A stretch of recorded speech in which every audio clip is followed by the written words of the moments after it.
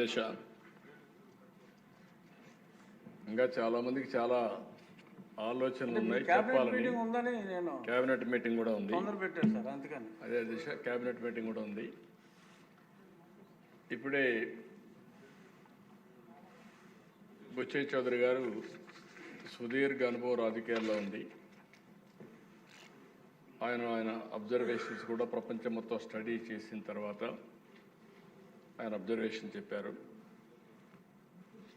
ఏదైనా సాధ్యం, అది సాధ్యమైంది సాధ్యమని అనుకోవడానికి ఇప్పుడే శ్రీనివాస్ గారు చెప్పారు, తిరువురు ఎమ్మెల్యే. మన దగ్గర కొన్ని ప్రూఫ్ ఆఫ్ కాన్సెప్ట్స్ ఉన్నాయి. Hyderabad is a proof of concept. ఎన్నేళ్ళు మొత్తం కలిసి 25 ఏళ్ళు కూడా కాలేదు. అంటే మనం స్టార్ట్ అయ్యింది 95లో స్టార్ట్ చేసాం. ప్రిపరేషన్ అవన్నీ అయిన తర్వాత కొద్దిగా పికప్ అయ్యింది. అక్కడి నుంచి విజన్ డాక్యుమెంట్ తయారు చేసాం. అనేక సంస్కరణలు కానీ అనేక ఇనిషియేటివ్స్ తీసుకున్నాం. మనకు వచ్చింది కూడా ఆర్థిక సంస్కరణ వచ్చింది 91. టెక్నాలజీ రెవల్యూషన్ వచ్చింది early 90s. Internet revolution bill gates innovate చేసింది 91, 92 ఆ ప్రాంతంలో వచ్చాడు. మనం 95 నుంచి మనం కూడా స్టార్ట్ చేసాం. ఇక్కడ ఎందుకు ఈ విషయాలన్నీ ఆలోచించినప్పుడు అధ్యక్ష, మనం కూడా గుర్తుపెట్టుకోవాల్సింది, మన ప్రజలకు ఏం చేయాలని మనం ఆలోచించినప్పుడు ఒక పబ్లిక్ పాలసీస్ క్రియేట్ చేసే అవకాశం మనందరికీ ఉంది. ఇక్కడుండే చట్టసభలో ఉండే మీకు అందరికీ ఉంది. ప్రజలకు ఇది మంచిది, P4 మంచిది, ఈరోజు ఇక్కడ అమలు చేసే పరిస్థితికి వస్తాం. విజన్ డాక్యుమెంట్ తయారు చేస్తాం. ఇందులో కొన్ని పాలసీలు తీసుకురావాలంటే తీసుకొచ్చే పరిస్థితులు ఇక్కడ ఉంటాం. ఈ అవకాశం వేరే వాళ్ళకి రాదు. దీన్ని ఆధారం చేసుకొని బిజినెస్ పీపుల్ కానీ, ఇండస్ట్రీ కానీ, సమాజం కానీ మనల్ని ఫాలో అయ్యే పరిస్థితి వస్తుంది. ఈరోజు 25 సంవత్సరాల అధ్యక్ష, నేను గర్వంగా చెప్పగలుగుతున్నా. ఊరికి పోయి చెప్పేవాడిని, మీ పిల్లల్ని బాగా చదివించండి. చదివిస్తే లాభం ఏంటని ఆలోచించినప్పుడు మీరు 20 ఎకరాలు, 30 ఎకరాలు, 50 ఎకరాల భూమి ఇవ్వాలనుకుంటున్నారు. ఈ భూమి వల్ల లాభం లేదు. ప్రయోజకుడైతే 100 ఎకరాలు కాదు 1000 కోట్ల రూపాయలు సంపాదిస్తారు. Sky is the limit. అప్రయోజకుడైతే మీరు ఇచ్చింది తాగేసి మొత్తం పోగొట్టుకుంటాడు మీ కళ్ళ ముందరనే. మీరు మీ పిల్లలకి ఇవ్వాల్సింది విద్య అని చెప్పేవాడిని. ఆయన ప్రౌడ్ టు సే అధ్యక్ష, ప్రజల్లో కూడా చైతన్యం ఆ రోజుల్లో.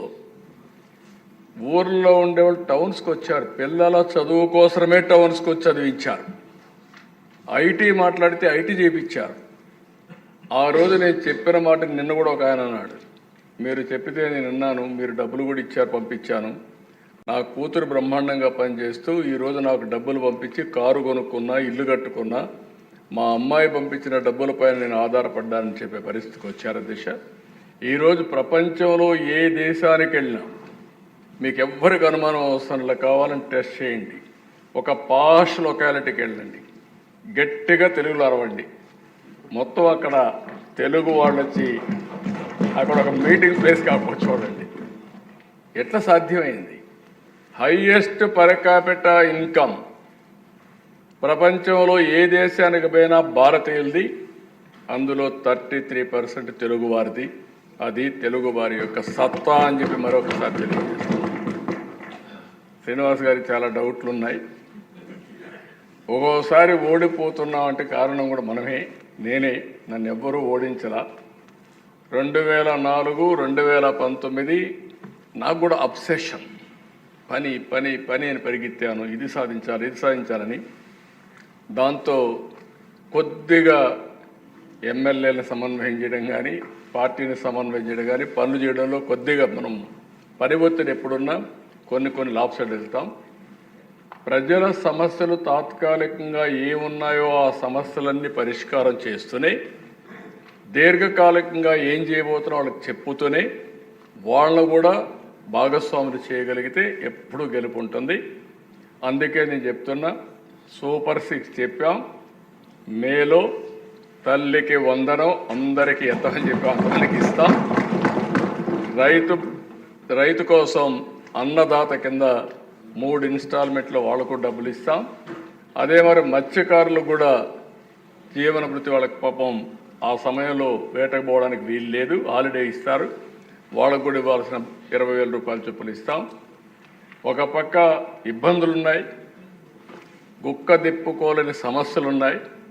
కానీ ఆ రోజు మనం ఏది చెప్పామో అవి చేస్తూనే ఇవన్నీ చేయాలంటే మళ్ళా సంపద సృష్టించాలి, ఆదాయం పెంచాలి, మళ్ళీ ఆదాయాన్ని కొంత సంక్షేమానికి ఖర్చు పెట్టాలి, మళ్ళీ ఆ డబ్బులు సంపద సృష్టించడానికి పెట్టాల్సిన అవసరం ఉంది. అదే సిద్ధాంతాన్ని అమలు చేస్తున్నాం. నా ఆలోచన ఒకటే, మనం శాశ్వతం కాదు, సమాజం శాశ్వతం. ఈరోజు చేసే పని భావితరాల భవిష్యత్తుని సృష్టిస్తుందని చెప్పి కూడా నేను మీకు తెలియజేసుకుంటూ, నా కళ ఒకటే, నా ఆలోచన ఒకటే, మళ్ళీ మిమ్మల్ని అందరినీ కోరుతున్నా సహకరించండి.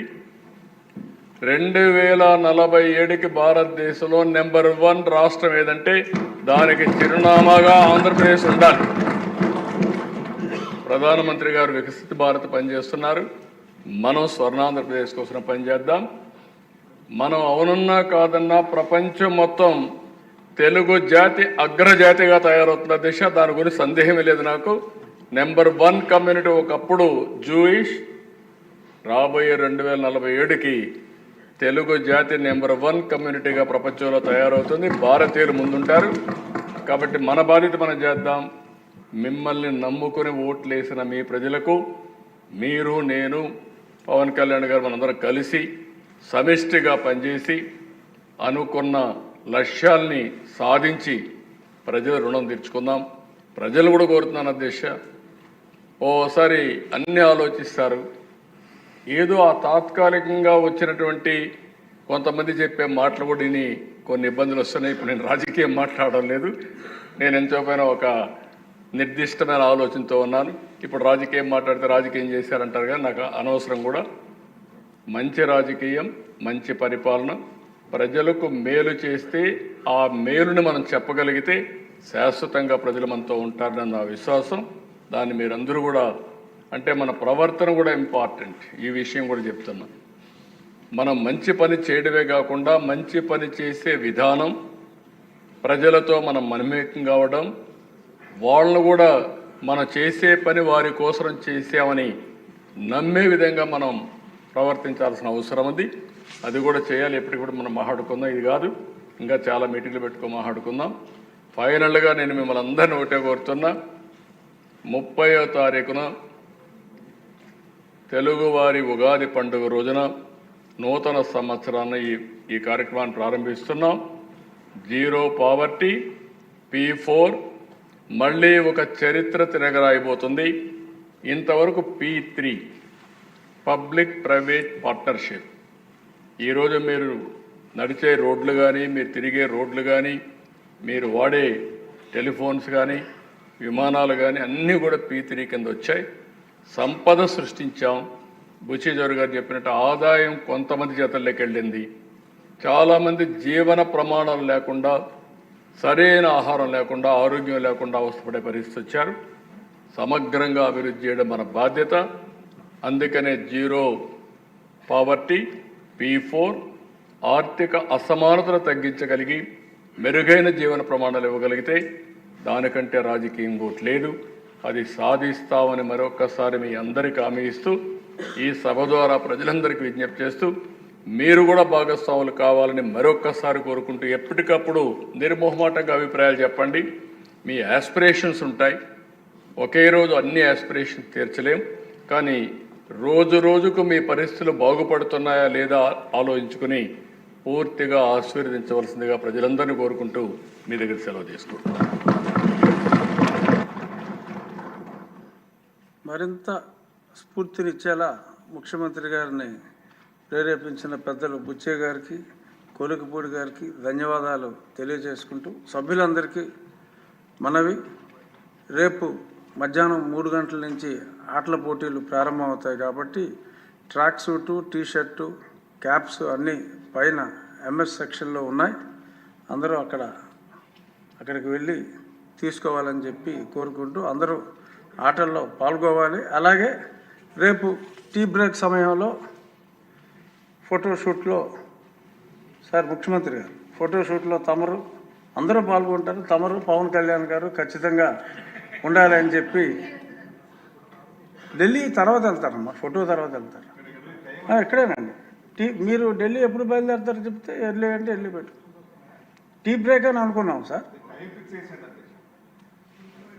టీ బ్రేక్ 5 నిమిషాలు అటు ఇటు అవ్వచ్చు. ఇప్పుడు ఎవరో సడన్గా ఏలొస్తున్నారు కదా, అంటే అరౌండ్ బిట్వీన్ 11-11:15.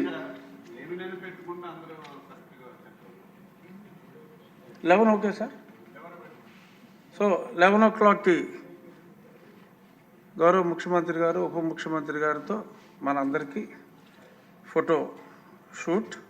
ఇందాక నెట్వర్క్ గురించి ముఖ్యమంత్రి గారు అన్నారు.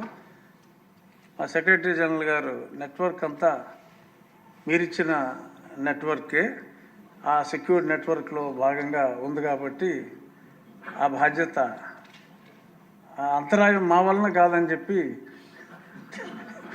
తెలియజేసుకుంటూ ఈనాటి సమావేశం ఇంతటితో ముగిసింది. తిరిగి మంగళవారం 18th ఉదయం 9 గంటలకి కలుద్దాం.